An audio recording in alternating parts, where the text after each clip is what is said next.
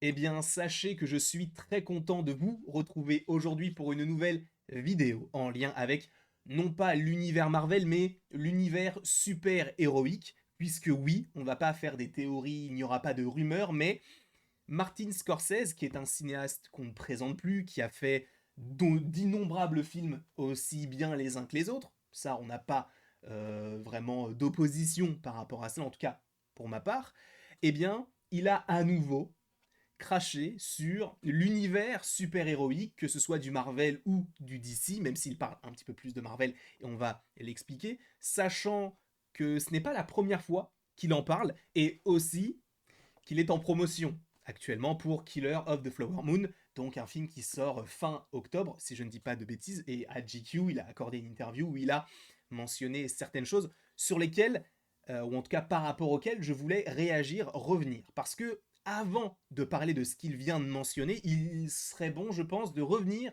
sur ce qu'il a pu déclarer. En effet, je crois en 2018 ou en 2019, il avait déjà déclaré que le MCU était pour lui une sorte de gros parc d'attractions et n'était pas du cinéma. Encore une fois, je respecte tous les avis, même si je ne suis pas d'accord avec lui. Pour moi, tout ce qui sort au cinéma, c'est du cinéma. Qu'on aime ou pas les films, ça reste du cinéma. Même le pire film qui ait été sorti au cinéma reste du cinéma. Peu importe ce qu'on en ait pensé. Mais lui a déclaré que pour lui, ce n'était pas du cinéma. Après, encore une fois, chacun a sa définition du cinéma. Pour lui, c'est plus le septième art, plus qu'un divertissement, popcorn, etc. Ce que je peux entendre encore une fois, je comprends son avis et son point de vue. Encore une fois, on n'est pas forcément de la même génération. Lui, voilà, notamment par rapport à son article, et on va y venir dans le New York Times, mentionne quand même du Kubrick, mentionne du Hitchcock. Donc voilà, on n'est pas forcément sur la même génération, bien que même des personnes de ma génération peuvent aimer ce genre de cinéma, mais aussi peuvent être éclectiques, donc aimer un petit peu tout et piocher là où ils veulent. Et ce qui est très intéressant, c'est que donc il avait déclaré ça, et ensuite, donc par rapport à l'article que je vais vous mentionner avant de parler de ce qu'il a évoqué du côté de GQ, il faut parler un petit peu de ce qu'il avait fait, une sorte de diatribe lors, enfin je crois, après ses propos au New York Times, où il a déclaré: j'ai dit que les films Marvel n'étaient pas du cinéma, laissez-moi expliquer. Et ce qui est assez intéressant dans cet article que j'ai lu en entier, je vous le dis, je l'ai lu en entier, ce qui est intéressant, c'est que justement, il va en gros définir quel est son cinéma. Et c'est là où j'y vois une sorte de mini limite dans son propos. C'est-à-dire que pour lui, ce n'est pas du cinéma, mais en réalité, je pense qu'il aurait plutôt dû dire, alors je ne suis personne pour lui dire quoi dire, mais par rapport à la compréhension qu'on peut en avoir, parce qu'il y a eu quand même pas mal d'oppositions assez compliquées par rapport à ses propos. Et c'est vrai que si j'avais été lui, je n'aurais pas dû dire les films Marvel ne sont pas du cinéma, mais plus le cinéma que je n'aime pas. J'aurais plus été de cet avis-là. Enfin, en tout cas, j'aurais pu comprendre d'autant plus son point de vue. Non pas que je n'aime pas le cinéma Marvel, puisque j'adore ce genre de cinéma. C'est mon métier, d'accord. Donc, ce qui est intéressant, c'est que justement, dans cet article, il va parler notamment, enfin, il va opposer son avis avec ce qui avait été fait auparavant. Il va revenir sur le fait que oui, il avait déclaré que l'univers Marvel n'était pas du cinéma, que c'était beaucoup plus une sorte de parc d'attractions.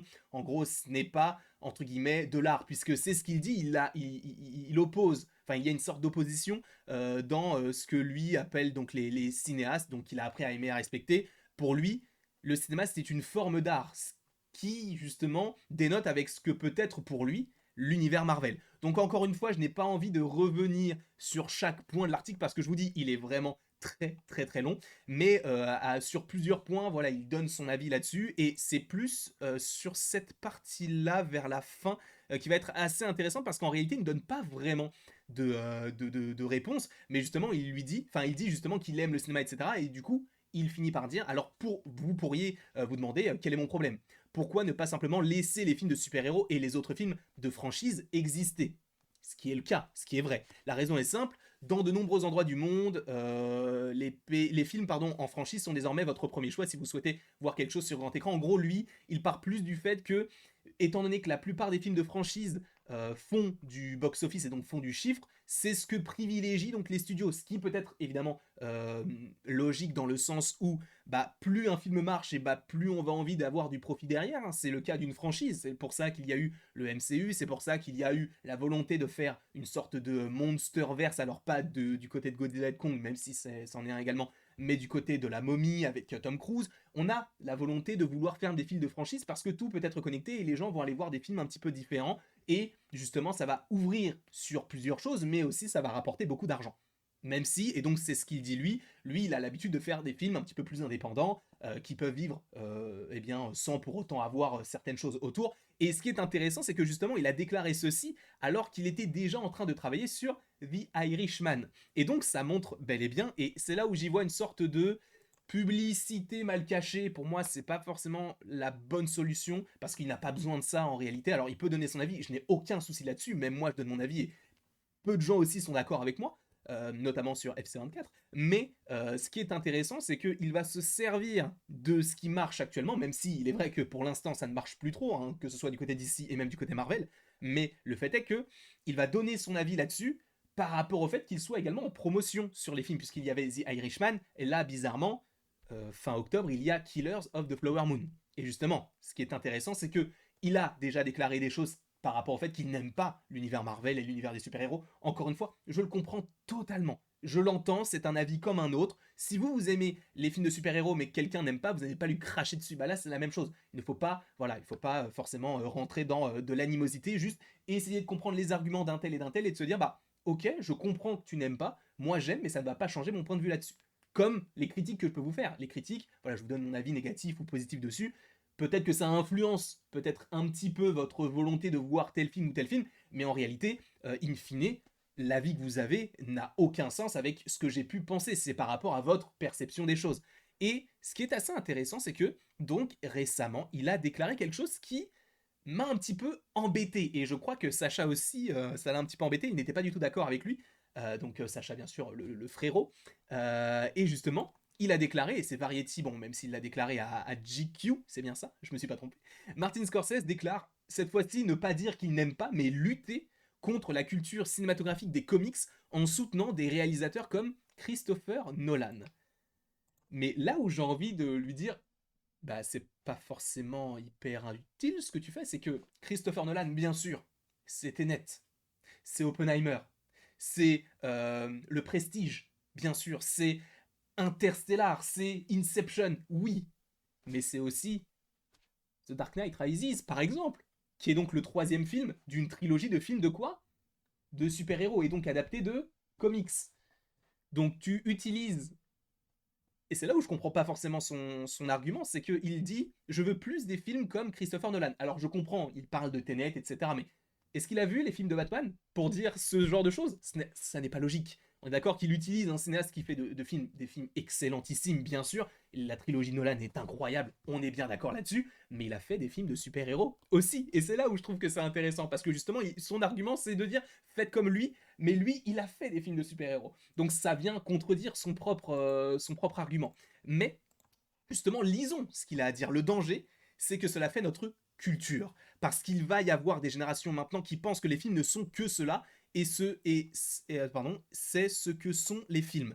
Alors, je pense qu'il fait une généralité. Je ne pense pas que le monde entier pense que les films, c'est les films de super-héros. Il y a plein de films qui fonctionnent sans pour autant être des gros blockbusters. On l'a vu notamment avec Smile, qui a fait un score incroyable avec un petit budget qui est un film d'horreur. Enfin, il y a plein de films qui fonctionnent sans pour autant être des franchises, des films de super-héros avec de gros budgets. Donc pour moi, en fait, c'est... Alors je n'ai pas la même analyse que lui, parce qu'encore une fois, bah lui, il est dans le milieu, donc c'est plus facile pour lui de porter un regard là-dessus, mais en tant que spectateur, je ne peux pas être d'accord avec ce qu'il dit, parce que pour moi, il y a quand même des films, alors qui marchent peut-être à moindre échelle, mais qui fonctionnent. Peut-être que ce ne sont pas forcément les films vers lesquels les gens vont aller, mais ça fonctionne, qu'on le veuille ou non. Donc le cinéma, ce n'est pas que des films de super-héros, il y a aussi des films indépendants qui arrivent à tirer leur épingle du jeu. Je suis désolé, pour moi, c'est ce qu'il mentionne là, ce n'est pas un argument. J'y vois plus une sorte de mini provoque pour que justement on relaie ce qu'il vient de dire, et je n'aime pas forcément la manière de faire. Mais en tout cas, on continue. Il le pense déjà, ce qui signifie que ce que nous devons ensuite, enfin, ce qui signifie que nous devons, pardon, ensuite riposter plus fort, et cela doit venir, pardon, du niveau local. Cela doit venir des cinéastes eux-mêmes, et vous aurez, vous savez, les frères Safdie, et vous avez aussi Christopher Nolan. Vous voyez ce que je veux dire? Frappez-les de tous les côtés, frappez-les de tous les côtés et n'abandonnez jamais. Voyons voir ce que tu as, allez-y, faites-le, allez-y, allez réinventer, ne vous plaignez pas. mais c'est vrai car il faut sauver le cinéma. Il continue en disant « Je pense que le contenu fabriqué n'est pas vraiment du cinéma ». Il le redit, c'est presque comme si l'IA faisait un film, parce qu'en gros, oui, ce qu'il reprochait, et ça peut encore une fois être légitime, c'est que il a dit qu'il avait vu quelques films de super-héros et que pour lui c'était tout le temps la même chose, tout le temps le même schéma. Encore une fois, je peux l'entendre. Et on a eu le meilleur exemple avec Blue Beetle, qui est quasiment, entre guillemets, le copier-coller du premier film Ant-Man. Ok. Mais le fait est que il ne peut pas réellement dire ce genre de choses en englobant du coup tous les films de super-héros, en disant tous les films sont pareils, alors que tu ne peux pas, je dis n'importe quoi, tu ne peux pas comparer un The Flash avec un Eternals. Ce n'est pas possible. Qu'on ait aimé ou pas les deux films ne sont pas du tout comparables.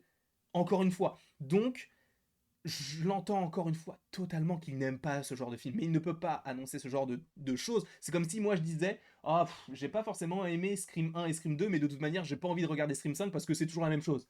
Bah, si tu n'as pas vu le 3, le 4 et le 6, admettons, tu ne peux pas te dire ce genre de choses puisque tu n'as pas tout vu. Donc, je comprends l'avis, mais je mets des réserves parce qu'il y a des limites à ce qu'il vient de dire, parce qu'il ne faut pas prendre tout pour argent comptant. Je ne sais pas si c'est la bonne expression, mais c'est pas parce que Martin Scorsese le dit que c'est forcément fiable, d'accord? Donc moi, pour le coup, j'ai voulu entendre ces arguments. Je me suis dit, ok, il a dit ça, il a déclaré ça à New York Times, etc.